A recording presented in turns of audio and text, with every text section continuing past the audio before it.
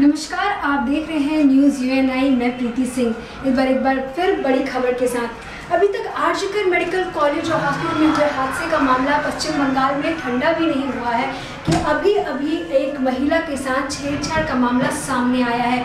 बरसात में हुई इस घटना में बालाघाट के लोग काफ़ी सदमे में हैं। ये प्रोटेस्ट के दौरान ये छेड़छाड़ की घटना हुई, जिसकी शिकायत महिला ने बारासात पुलिस में की है। आइए देखते हैं पूरी रिपोर्ट। उत्तर 24 परगना के बारासात में सिविल सोसाइटी के जुलूस से लौट रही एक महिला को भद्दे इशारे करने का आरोप लगा है। तिलोत्तमा के लिए न्याय की मांग को लेकर बुधवार रात हजारों लोग सड़कों पर उतर आए थे। पिछले कुछ दिनों में शहर में कई जुलूस निकाले गए। ग्रामीण इलाकों में भी विरोध प्रदर्शन लगातार जारी है। बुधवार रात 10 बजे बारासात डाक बंगला चौराहे पर नागरिक समाज की ओर से विरोध मार्च निकाला गया। एक शराबी व्यक्ति पर विरोध मार्च से घर जा रही एक महिला से छेड़छाड़ करने का आरोप लगाया गया। महिला का आरोप है कि वह बारासात डाक बंगला जंक्शन से जुलूस में शामिल होकर घर के लिए निकल रही थी। जब वह घर लौट रही थी तो बारासात से कुछ दूरी पर एक शराबी ने महिला से गाली गलौज शुरू कर दिया। महिला का बेटा बारासात से घर लाने के लिए बाइक लेकर वहीं खड़ा था। बेटे के सामने मां को डांटते देख बेटा विरोध करने लगा। कथित तौर पर उस वक्त शख्स ने लड़के को सड़क पर गिराकर पीटा। ऐसे में अपनी मां को बचाने की कोशिश में बेटा भी घायल हो गया। इसके अलावा न केवल लड़के को बल्कि महिला को भी सड़क पर ढकेल दिया गया और आदमी ने उसके साथ छेड़छाड़ करने की भी कोशिश की। महिला की चीख सुनकर आसपास के लोगों ने नशे में धुत व्यक्ति को पकड़ लिया। महिला ने बताया कि उसने बारासात थाने की पुलिस को मौके पर बुलाया। थोड़ी देर बाद बारासात थाने की पुलिस मौके पर पहुंची और शराबी युवक को बारासात थाने की पुलिस ने बारासात लेकर आ गई।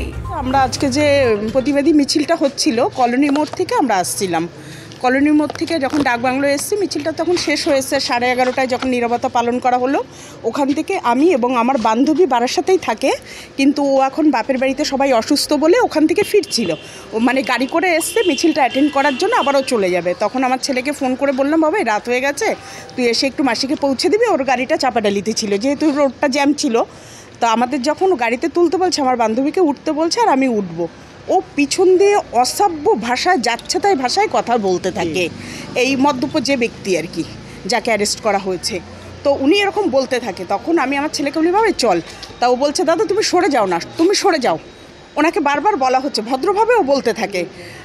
তারপরে যে তুমি এখান থেকে সরে যাও, কারণ ওর খারাপ লাগছে, ওর মা মাসি তাদেরকে এরকম করে বলছে। যেই বলছে তুই কি করবি এরকম বলে, তখন মোবাইল নিয়ে আমাদের ভিডিও তোলা শুরু করছে এবং বলছে এইসব ভিডিওগুলো তুলে তোদের সোশ্যাল মিডিয়ায় তোদেরকে ছড়িয়ে দেবো, তোদের এরকম কথা বলছে। ও তখনও বলছে, দাদা তুমি চলে যাও এখান থেকে, তোমাকে চলে যেতে বলছি তো, চলে যাও।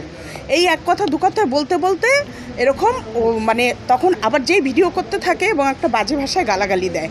যখন দেয় তখন আমি বললাম, তোকে কিন্তু এবার জুতোর বাড়ি মারবো আমি বলে, তখন আমি জুতোটা তুলি। ও তখন কি করলো, লাফ দিয়ে আমার ছেলে বাইকে বসা তাকে ধরে মাটিতে ফেলে মানে অস্বাভাবিক মারতে থাকে।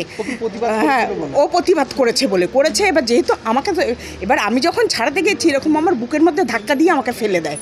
ধাক্কা দিয়ে যখন ফেলে দেয় তখন আমি ওকে মারি। তখন আমি বাড়ি এবং আশেপাশে যারা ছিল তারাও ছাড়িয়ে করে এবং উঠেও ব্লেম দিতে থাকে, আমার মোবাইল চুরি হয়ে গেছে, হয়ে গেছে। পরে সেই মোবাইল পাওয়া যায়, ওর কাছেই পাওয়া যায় এবং পুরো আর কি সমানে আমাদের ধমকাতে থাকে, পুরো দেখে নেবে এবং জীবননাশের হুমকি দিতে থাকে এই সমস্ত। যখন প্রতিবাদ করতে ডাকবাংলা মোড়ে ছিলেন সেই সময় পুলিশ ছিল সেখানে? ওখানে পুলিশ ছিল, কিন্তু আমাদের এই ঘটনাটা ঘটেছে অঞ্জলি জুয়েলার্সের সামনে, সেখানে পুলিশ তখন ছিল না। একজন উর্দি পরা ভদ্রলোককে দেখেছি, সে পুলিশ কিনা জানি না, তাকে ডেকেছি, সে এসে দেখে বেরিয়ে চলে গেল। তারপর ওরা ওরকম মারপিট করছে, আমি তখন দৌড়ে আবার ডাকবাংলো মোড়ে যাই পুলিশ ডাকতে এবং ওখানে যেয়ে শুনি অলরেডি ওনারা খবর পেয়ে চলে আসছে। তার মধ্যে আমি 100-তে ডায়াল করি, 100 থেকে আবার এখানকার নাম্বার দেয়, এখানে ডায়াল করি, এখানে ফোনটা ধরেনি, কিন্তু তার মধ্যে পুলিশ ওখানে পৌঁছে যায়। হ্যাঁ, না এর আগে কোনোদিন আমরা বারাসাতে নিরাপত্তায় ভুগিনি, কারণ আমি বর্ন অ্যান্ড বট আপ বারাসাতে। আমি আমার শহরটাকে নিয়ে খুব গর্ব করতাম, কিন্তু আজকে এক মদ্যপের জন্য আমার শহর লাঞ্ছিত হলো। এটা আমার কাছে ভীষণ লজ্জাজনক ব্যাপার। আর একটা প্রতিবাদী মিছিলে এসে যে ঘটনাটা হলো এটা মানতে পারছি না। এই যে আপনারা প্রতিবাদ মিছিলে এসেছিলেন, হ্যাঁ, কারণেই কি আপনাদের উপর এরকম সেটা বুঝতে পারলাম না কেন করলো, কিন্তু ভদ্রলোক মানে মদ্যপ আছে এখন অবধি এবং এখনও অনবরত গালাগালি করে যাচ্ছে। হ্যাঁ, থানায় আমরা এফআইআর করেছি এবং এখান থেকে আমার ছেলেকে মেডিকেল করাতে ওরা বারাসাত হসপিটালে নিয়ে যায়। বারাসাত হসপিটাল ওকে দেখে বললো ওকে যা অবস্থা ওকে অ্যাডমিশন করে নেয়। হ্যাঁ, এখন আমরা ন্যায্য বিচার চাই, যাতে আর কোনো মেয়ের সাথে এরকম রাস্তায় বেরোলে যাতে এরকম কোনো নোংরামো না ঘটে। এমনিতে আমাদের দেশ একটা দুর্ভাগ্যজনক ঘটনায় উত্তাল হয়ে আছে। প্রশাসনের প্রতি আস্থা আছে, কারণ প্রশাসন সঙ্গে সঙ্গে ব্যবস্থা নিয়েছে। আমরা চাই এর সঠিক বিচার হোক, আর যেন কোনো মেয়েরা আর কি নির্ভয়ে যাতে আমরা রাস্তায় চলাফেরা করতে পারি, এইটুকু, অন্য কিছু দাবি নয়। হয়েছিল মূলত আমরা মিছিল সেরে আমরা বাড়ি আসছি, আমাদের 11:30টায় নীরবতা পালন হলো। তারপরে আমরা ওই মিছিলে ভিড় কাটিয়ে আমরা ওই অঞ্জলি জুয়েলার্সের ওখানটা দিয়ে আসছি। ওখানে আমার বান্ধবীর ছেলে বাইক এনেছে, সে আমাকে বিজয় সিনেমা হলের ওখানে আমার গাড়ি আছে, আমি গাড়িতে উঠবো বলে ও আমাকে বললো মাসি তোমাকে দিয়ে আসি বলে আমরা দুজনে গাড়িতে উঠতে যাবো। এমন সময় পাশে একজন আকণ্ঠ মদ খেয়ে রয়েছে, সে আমাদের দেখে নানা রকম অঙ্গভঙ্গি করছে আর মুখে যা আসছে তাই বলছে। তাই বলাতে আমার বান্ধবীর ছেলে সঞ্জু ও প্রতিবাদ করেছে। ও বলছে যে তুমি কি বলছো এসব, চুপ করো ভাই, বাড়ি যাও। তবু শুনছে না, আমি কি বলেছি, আমি কি করেছি, এই সমস্ত নিজে বলছে, আবার আমাদের ভিডিওটাও করছে।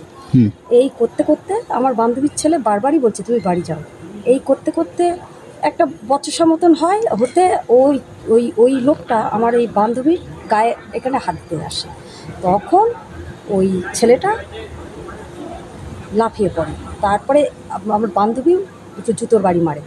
এই করতে করতে আর ও তো আমার বান্ধবীর ছেলে তো গাড়িতে বসা, ও ধুম করে ঘুরে হঠাৎ ওর জামা টামা ছিঁড়ে লাথি ঝাঁটা মেরে কি আরম্ভ করে। তারপরে মারধর হয়, পুলিশ এসে যায়, পুলিশ এসে থানায় অ্যারেস্ট। আপনার কি শ্লীলতাহানির অভিযোগটা কি করলেন? শ্লীলতাহানির অভিযোগ করলেন, কি লেখা লিখলেন? শ্লীলতাহানিরই অভিযোগ হয়েছে। এটা একাই ছিল? ও একাই ছিল, মদ্যপ অবস্থায় ছিল নাকি? হ্যাঁ, মানে পুলিশ তো আমাদের সাহায্য করছেন, আমাদের কেস লিখলেন, আমাদের সাথে আছেন। এই যে এত মানুষ প্রতিবাদ করতে নেমেছে, সে সময় আপনারাও প্রতিবাদ করতে এসেছিলেন, সেই জায়গায় এসে এরকম একটা ঘটনা। উনি তো মিছিলে ছিলেন না, উনি মিছিলের কোনো লোক বলে আমার মনে হলো না, বাইরে থেকে এসে। হ্যাঁ, ফলে কোথাও কি নিরাপত্তার অভাব মনে হচ্ছে যে এত লোকের সর্বত্রই আছে, এত লোকের মধ্যেখানেও কিছু হচ্ছে, এত কিছু দাবি তোলা হচ্ছে, মানুষ এত সজাগ হচ্ছে, তার মধ্যেও এরকম মানুষ করছে, একজন মদ খেয়ে এসে এরকম বলছে, হ্যাঁ, রাস্তার ধারে মাতলামি করছে, নিরাপত্তার তো অভাব আছেই।